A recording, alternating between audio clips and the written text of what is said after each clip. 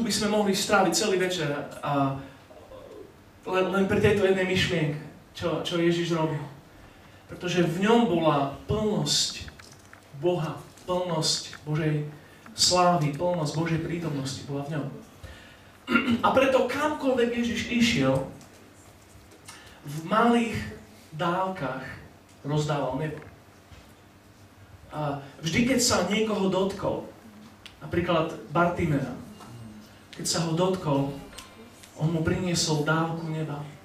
Vždy, keď niekoho uzdravil, Ježiš to veľmi rád robil, že sa dotýkal ľudí a uzdravoval ich.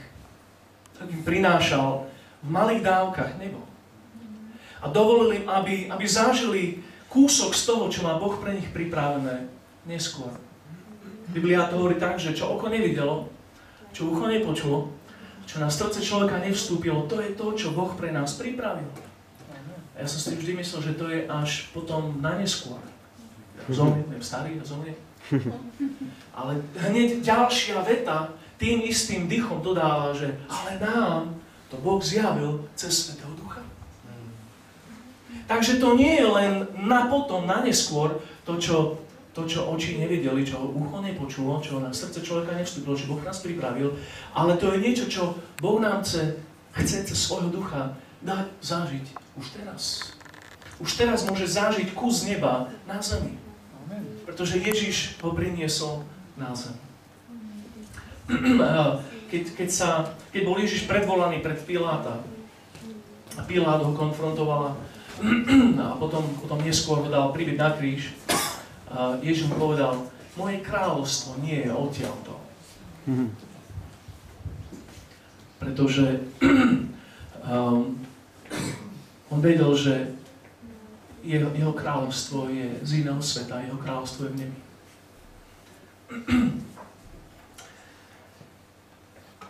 Evangelium Jána 17. kapitole hovorí, že zjavil som im tvoju slávu.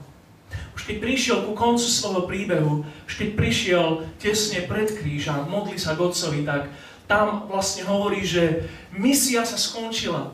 Otče, priniesol som nebo na zem, zjavil som im tvoju slávu. To, čo som mal urobiť, už som urobil. To, čo som mal splniť, už som naplnil a zjavil som im tvoju slávu.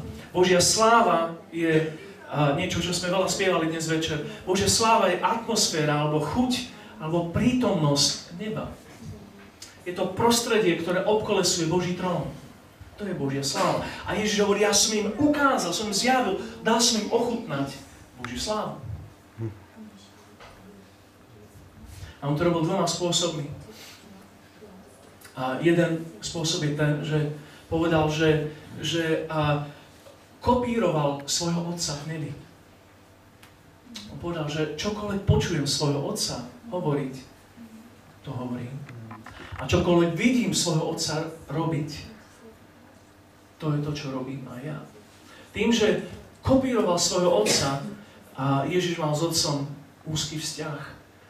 A takže to, čo videl svojho otca robiť, to, čo počul svojho otca hovoriť, to je presne to, čo Ježiš robil. Preto všetko, čo Ježiš robil, tým zjavoval otcovo srdce.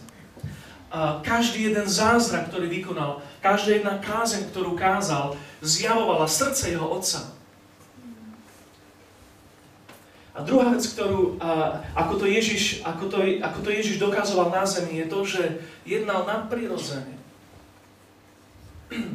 A každý jeden zo zázrakov, ktorý Ježiš na zemi vykonal, bol prejavom neba na zemi.